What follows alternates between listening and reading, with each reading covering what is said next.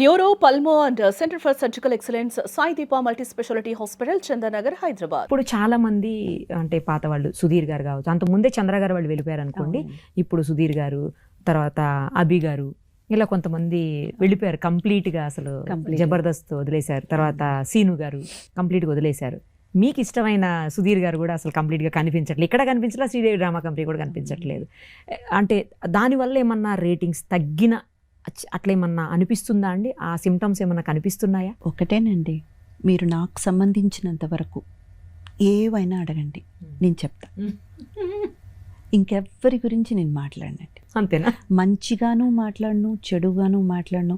మంచిగా కొంతవరకు నాతో కనెక్ట్ అయిన విషయాలు నేను మాట్లాడతానేమో కానీ వాళ్ళ పర్సనల్ డెసిషన్స్, వాళ్ళ పర్సనల్ పర్సనల్ దేని గురించి నేను మాట్లాడినండి. ఇప్పుడే కాదు, ఎప్పుడు మాట్లాడిన ఇంటర్వ్యూస్ మీరు ఏదైనా తీసుకుని చూడండి. ఎందుకంటే ప్రతి ఒక్కరు దానివల్లే నాతో చాలా విషయాలు షేర్ చేసుకుంటారండి. ఓకే, ఈయన వాళ్ళు వీళ్ళని కాదండి, వాళ్ళ పర్సనల్స్, చాలా పర్సనల్స్ కూడా నాతో షేర్ చేసుకుంటారు. బికాస్ ఇంద్రజ దగ్గర చెప్తే ఇలా విని ఇక్కడికి వెళ్ళిపోతుంది కానీ ఇక్కడికి రాదు, బయట నుంచి రాదు. నాకు తెలియదని చెప్పను, తెలిసినా చెప్పను. ఎంత క్లియర్గా చెప్తున్నారు, తెలిసినా చెప్పను అని.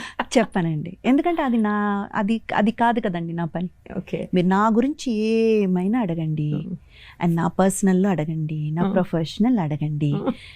అండ్ పర్సనల్లో కూడా మా ఆయనకి సంబంధించి ఓన్లీ ఆయన వరకే అయితే కూడా నేను మాట్లాడను.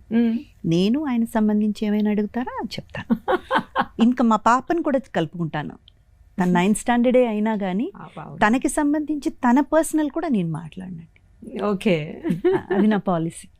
ఓకే, పోనీ వాళ్ళు వెళ్ళిపోయినందుకు మిస్ అవుతున్నారా మీరు? ఎందుకంటే మీతో చాలా బాండింగ్ ఉంటుంది. అబ్సల్యూట్లీ కదా, విపరీతమైన bonding. Absolutely Siddhu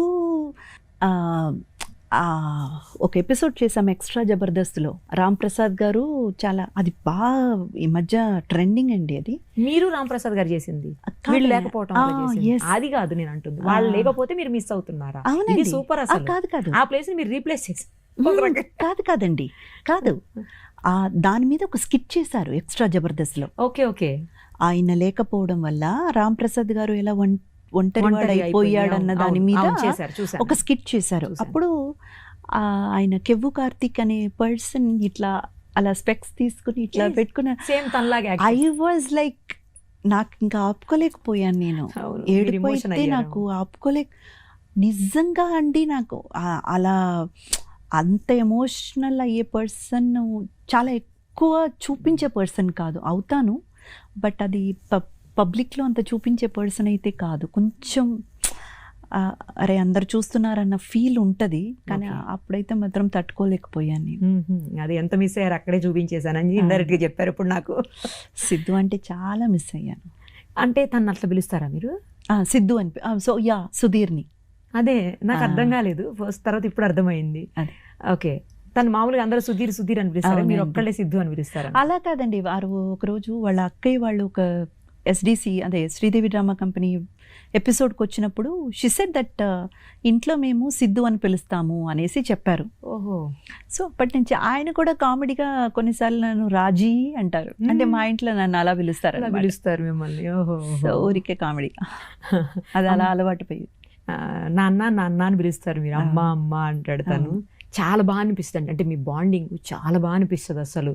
that's because ఇక్కడ నుంచి వచ్చింది కాబట్టి అండి, అదేం యాక్టింగ్ కాదు, కెమెరా కోసం మనం చేసింది అయితే కాదు. అందరితో ఉండరు కదా అట్లా, ఒకరిద్దరితోనే మీరు ఉంటారు అట్లా? లేదండి, యాక్చువల్గా చెప్పాలంటే నాకు ఎవరి మీదైనా అంతే ఒక మదర్లీ ఫీల్ అనేది నాకు ఎప్పుడు ఉందండి. బట్ ద థింగ్ ఈస్, ఈయన కొంచెం స్పెషల్ అనుకోండి, దట్స్ చాలా స్పెషల్ బాండింగ్ అనమాట. కొంతమంది అయితే అంటుంటారు ఏజ్ దగ్గర ఉంటుంది ఇద్దరిది, అమ్మ కొడుకు. ఆయనకి నాకు 8 years అండి, 7 to 8 years డిఫరెన్స్. దగ్గరగా ఉంటుంది ఏజ్, అయినా కూడా అమ్మ కొడుకులా భలే ఉంటారు ఇద్దరు. బాగుంటుందండి, మీరు కూడా ఎవరి చేతనైనా అమ్మ అని అనిపించుకోండి, చాలా బాగుంటుంది. వేరే ఏ పదం కన్నా కూడా మేడం, అక్క, తొక్క, పేర్లు ఇవన్నీ తీసేస్తే అమ్మా అని ఎవరైనా పిలిస్తే చూడండి, అది చాలా బాగుంటుంది, గమ్మత్తుగా ఉంటుంది వినడానికి. యా సూపర్ అసలు. తర్వాత ప్రవీణ్ విషయంలో కూడా ప్రవీణ్ ఒకడు దేవుడు ఇచ్చిన అమ్మనేమో నాకు దేవుడిచ్చిన కొడుకు అనుకోండి. అంతే కదండి, చిన్న పిల్లడు, మంచి చిన్నోళ్ళండి, మంచి బాగా ఏమంటారు, ఒక లోన్లీగా ఫీల్ అయ్యే ఒక పర్సన్. నాకు అమ్మలేదు కదా అన్న లోటు ఎక్కువగా ఫీల్ అయ్యే ఒక పిల్లోడు. అది నాకు చాలా బాధేస్తుంది అనమాట. అలా ఎప్పుడు అనుకోవద్దురా, any time you can call me. మీరిద్దరు కలిసి ఒక స్కిట్, ఒక పాటలో చేశారండి, ఎంత బాగుందో. లేదు, అది స్కిట్టేనా, మదర్స్ డే సెలబ్రేషన్ లో అమ్మకు ప్రేమతో. సో అది చాలా బాగుంటుంది అసలు, అది ఎంత బాగుంటుందో. అది ఈ గుర్తొస్తే. ప్రవీణ్ కూడా అంతే ఎఫెక్షన్ గా ఉంటారు. నాకు కాల్ చేస్తుంటారు, అమ్మాయి ఎలా ఉన్నారు, వచ్చారా, అది ఇది అని చెప్తుంటారు.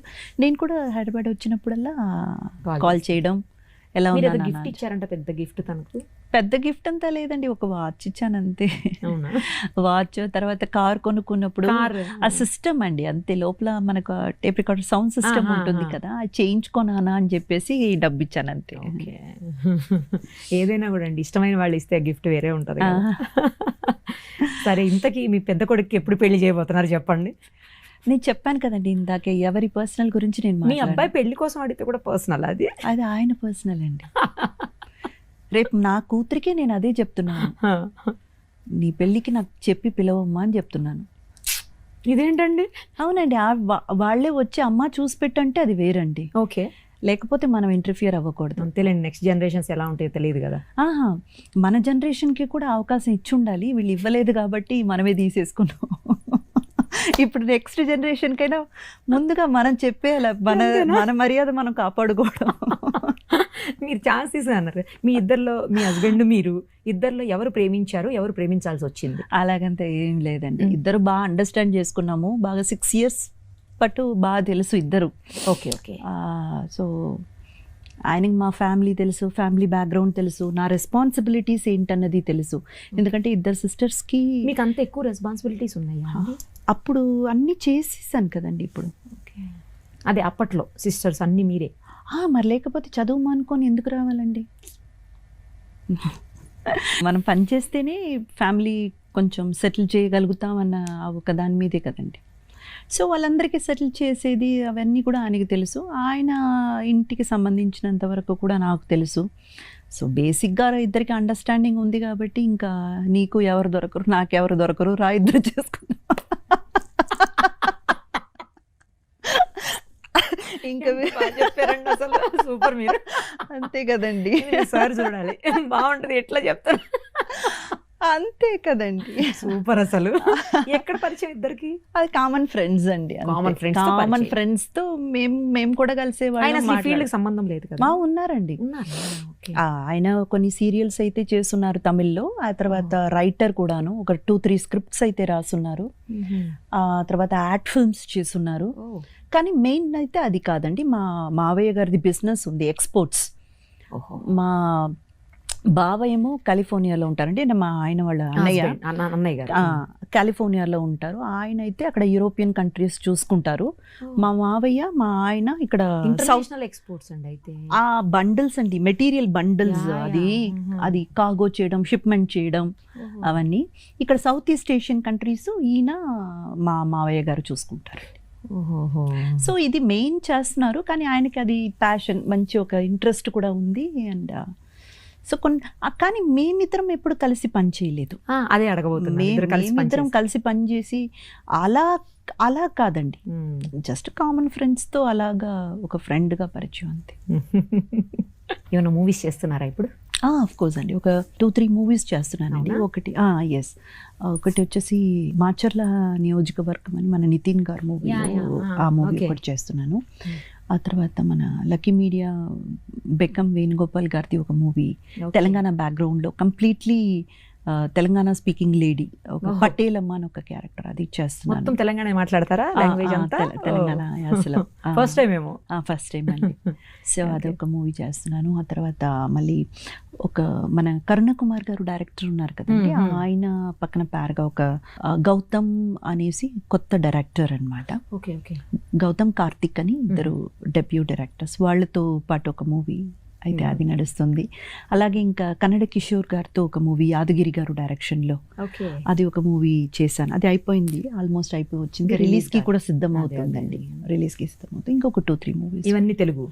అంతా తెలుగే. తమిళ్లో కూడా ఏమన్నా? తమిళ్లో ఒక మూవీ చేస్తున్నానండి. అది జై అని ఒక హీరో ఉన్నారు అక్కడ తమిళ్లో. అది కూడా డెబ్యూ డైరెక్టరే. సో ఆయనది ఒక మూవీ కలెక్టర్ క్యారెక్టర్ అండి. అది అంటే నిజంగానే అలాంటి ఒక కలెక్టరు ఒక విషయంలో ఇన్వాల్వ్ అవ్వడం వల్ల ఆవిడ మిస్సింగ్ కేస్ అండి. ఇప్పటి వరకు ఆవిడ ఉందా చనిపోయిందా అన్న వివరం అయితే తెలియలేదు రియల్గా. బట్ ఈ మూవీలో ఏంటంటే ఆ క్యారెక్టర్ని ఇన్స్పిరేషన్గా తీసుకుని బట్ ఈ క్యారెక్టర్ చనిపోతుంది అనమాట, అంటే చంపేస్తారనమాట. అలాంటి ఒక ఇది అనమాట. ఓకే. ఏదైనా డ్రీమ్ రోల్ ఉందా మీకు? చాలా ఉన్నాయండి, ఇంకా చేయాల్సింది చాలా ఉన్నాయి. అంటే ఇంతవరకు అయితే పెద్దగా పర్ఫార్మెన్స్ ఓరియంటెడ్గా పెద్దగా ఏం చేయలేదేమో నాకు అనిపిస్తుంది. సో చాలా రోల్స్ ఉన్నాయి డ్రీమ్ రోల్. తప్పకుండా మీరు అనుకున్న అన్ని చేయాలి త్వరలోనే. మీకు బాగా ఇష్టమైన హీరో ఎవరు? అందరూ ఇష్టమేనండి నాకు. బికాస్ ఒక్కొక్క మూవీ చూసినప్పుడు ఆ క్యారెక్టర్లో లీనమైపోతాం కదండి. ఇంకా అబ్బా ఈయనే గ్రేట్ అని అనుకుంటాం. మళ్ళీ నెక్స్ట్ మూవీ వచ్చి ఆ మూవీ క్యారెక్టర్లో ఆ హీరోని చూసినప్పుడు అబ్బా ఏం చేశారండి అని అనిపిస్తుంది.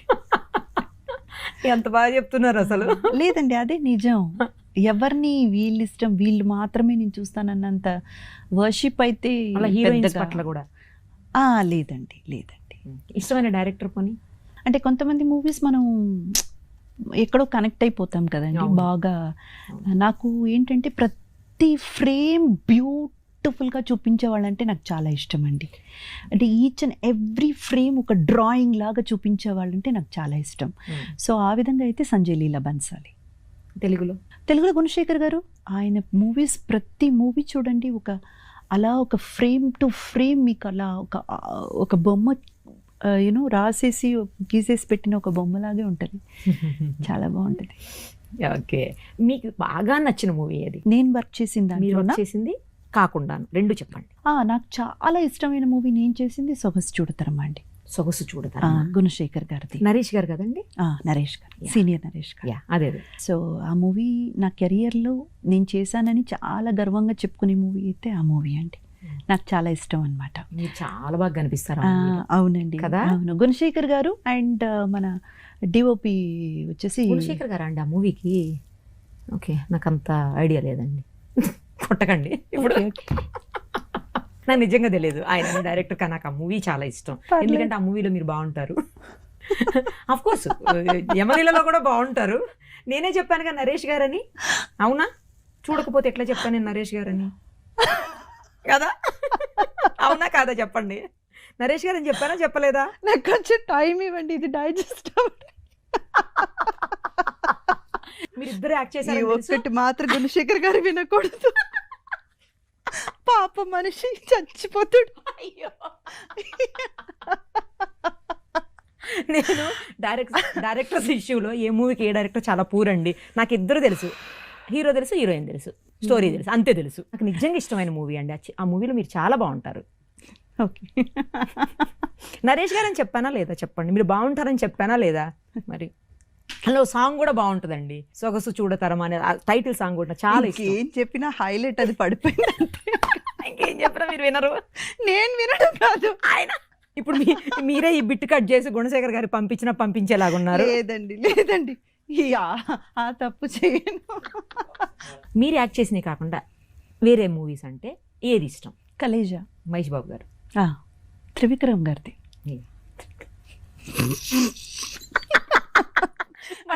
మళ్ళీ మీకు తెలియదేమోనని ముందుగా చెప్పేస్తున్నాను. నాకు అక్కడ మహేష్ బాబు, అనుష్క మాత్రమే, వాళ్ళిద్దరే తెలుసు. కానీ నిజంగా మంచి మూవీ అండి, మంచి కామెడీ మూవీ. మహేష్ బాబు గారి డైలాగ్స్ అన్ని పంచులు ఇమ్మీడియట్గా ఒకదాని తర్వాత ఒకటి టప్ టప్ టప్ టప్ అని వేసేస్తారు ఆయన. అంటే ఆ కాన్సెప్ట్ ఒక ఊరికి సంబంధించిన పిల్లల్ని కాపాడే, ఊరు వాళ్ళని కాపాడే, అది ఓకే. మీరు చెప్పండి మీకు ఎందుకు నచ్చిందో. ఇప్పుడు దేవుడు అనేవాడు ఎక్కడో బయట లేదు, నువ్వే దేవుడు. నువ్వు మంచి అనుకుంటే నువ్వే దేవుడు, మంచి చెయ్యాలనుకుంటే నువ్వే దేవుడు. దేవుడు అనేది ఎక్కడో బయట వెతకాల్సిన అవసరం లేదనేది చాలా లోపల డీప్గా చూస్తే ఫిలాసాఫికల్గా చాలా డెప్త్ ఉన్న మూవీ అండి అది. బయట అట్లా మీరు చెప్పిన ఈ విషయాలు కనబడతాయి కానీ నిజం అది కాదండి. ఆ మూవీలో మనం అర్థం చేసుకోవాల్సింది ఏంటంటే ప్రతి ఒక్కడు శివుడే. ప్రతి అంటే అనుకోసామి జరుగుతుంది అంటారు కదండి, అవి మన కోసం కాదండి, ఎదుట వ్యక్తి కోసం. కానీ అది కంప్లీట్గా అనుకోవాలి, గట్టిగా అనుకోవాలి, చాలా గట్టిగా అనుకోవాలి, తప్పకుండా జరుగుతుంది. అది చాలా విషయాలు ఉన్నాయిలేండి, బట్ బయట చూస్తే అది ఫ్రాక్షన్స్ అట్లాగే కనబడతాయి. అది ఈ మూవీయే కాదండి, త్రివిక్రమ్ గారిది మీరు ఏ మూవీ తీసుకున్నా లోపల ఆధ్యాత్మిక విషయం ఒకటి ఉంటుందండి. అదే మెయిన్ పాయింట్ అయి ఉంటుంది. ఆయన ఎంత డీప్ థాట్ ఉన్న వ్యక్తి అనేది చాలా తక్కువ మందికి అర్థమవుతుందండి. ఆయన one of the best writers కాదండి, one of the best thought provoking director we have today. Trivikram గారి మూవీలో ప్రతి మూవీలో కూడా అండి ఎక్కడో ఒక చిన్న ఆధ్యాత్మికమైన ఒక పాయింట్ ఉంటుంది, ఒక ఫిలసాఫికల్ థాట్ ఉన్న ఒక పాయింట్ ఉంటుంది, దాని చుట్టే కథ ఉంటుంది. కానీ ఆ కథ చాలా ఎంటర్టైనింగ్గా, చాలా హ్యాపీగా రన్ అవుతూ వెళ్ళిపోతుంది. బట్ నిజం చెప్పాలంటే అండి అది ఎమోషనల్గా చాలా డీప్గా ఏదో ఒక పాయింట్ టచ్ చేస్తూ వెళ్తుంది.